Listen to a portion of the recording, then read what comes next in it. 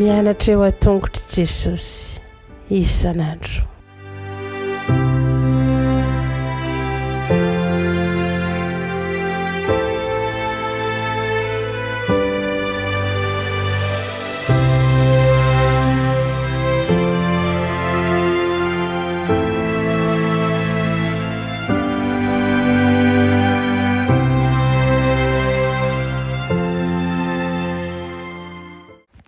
Falmerabantsika tsirairay avy indray amin'ity alakamisy ity tonga eto amin'ny lesona ho an'ny lehibe indray isika ka dia manasa anao naraka izany hatramin'ny farany. Alohan'ny dirantsika ny amin'izany nefa dia hivavaka isika. Ry Tompoandriamanitra eo mbola misaotra anao izay fa mbola menao izao fotoana izao indray ahafahanay mandray ny teninao. Misaotra ny amin'ny tsirairay avy eto satria fantatsay sy inona tokoa fa mitantana manasoa ary manamboatra anay ianao. Amin'ity anio ity dia andray zava-tsoa avy aminao indray izahay. Fa metezenao Tompo hiaraka aminay eto ary aoka izay rehetra avy aminao ihany no hiditra ao aminay aminaran'i Jesosy. Amen. Lohateny lesonantsika androany dia manao hoe tena azo antoka ny fijoroanao vavolombelona. Asaiko ianao maka ny Salamo 110 ny 170 sy ny 190. Ahitana lohahevitra iraisana manko amin'izy ireo. Ny fahambonian'ny Tompo eo amin'izao tontolo izao mampamorona azy, mampanjaka azy ary mampitsara azy dia tena misy fiantraikany ara-teolojika mahazo itokina ny fijoroana vavolombelona. Ny fijoroana vavolombelona dia manondro ny fitambaran'ny lalàna sy ordonnance izay tantanan'ny Tompo ny fiainana ara-pivavahana sy ara-piarahamonina izay misy ny olony. Tena azo antoka izy ireo izay taratry ny fahamarinan'ny toeran'ny seza fiandrianan'Andriamanitra sy ny tontolo izay noforonon'Andriamanitra sy tohanany.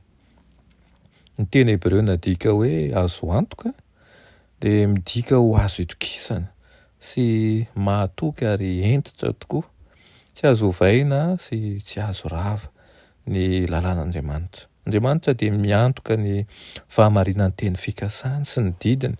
Ny fahatokian'Andriamanitra dia sady manome toky tanteraka amin'ny fanomezan'ny toky ny toetra tsy miova amin'ny fitondrany no mitaky tanteraka amin'ny fangatahana ny valiten'ny vahoaka momba ny fahatokiana sy ny fankatoavana n'Andriamanitra. Tsy andanin'izany ny tsy fisian'ny rary ny eto amin'izao tontolo izao dia lazaina amin'ny tononkalo toy ny fanozongozonana ny fanorenan'ny tanoz izy. Lalàn'Andriamanitra dia mampianatra ny olona ny amin'ny lalan'ny fiainana marina izay mahatohitra amin'ny fitsaran'Andriamanitra. Tsy angozohozo ary ny olo marina, tsy mba angozohozo, tsy mba hatahotra satria miorina mafy eo amin'ny lalàn'Andriamanitra izy izay manome fitoniana sy filaminana ary ny fony dia miorina mafy ihany koa ao amin'ny Tompo. Tsy misy ninonninona matafitohina izay mitandrina ny lalàn'Andriamanitra izay midika ho fiarovan'Andriamanitra sy ny fitarihany ihany koa eo amin'ny fiainantsika tsirairay avy. Afitina ny lesona an'io dia tsaroa fa aseho toy ny jiro tongotry ny mpanao salamo ten'Andriamanitra ary miaro azy amin'ny fandrikana fen'ny fahavalo fiadanana lehibe izay ananan'ireo tia ny lalàn'Andriamanitra. Dia mazava ho azy fa tsy ny vokatry ny tsy fisian'ny fitsapana tanteraka. Izany kosa nefa dia avy amin'ny fijanonana eo anatrehan'Andriamanitra sy ny fananana fifandraisana tsara aminy.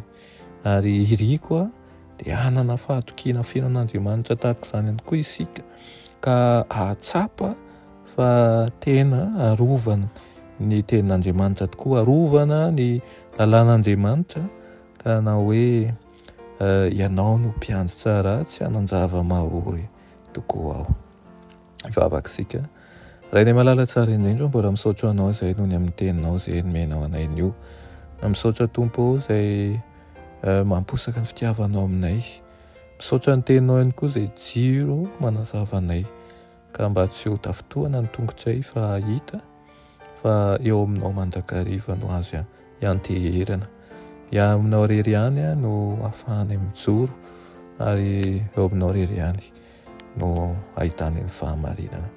Mety izy ianao tompo akasika ny fiainay tsirairay avy, ny kivy ampahirezo ary aoka ireo izay tsy manana fanantenana mba omenao fanantenana feno. Anaran'i Jesosy, amen.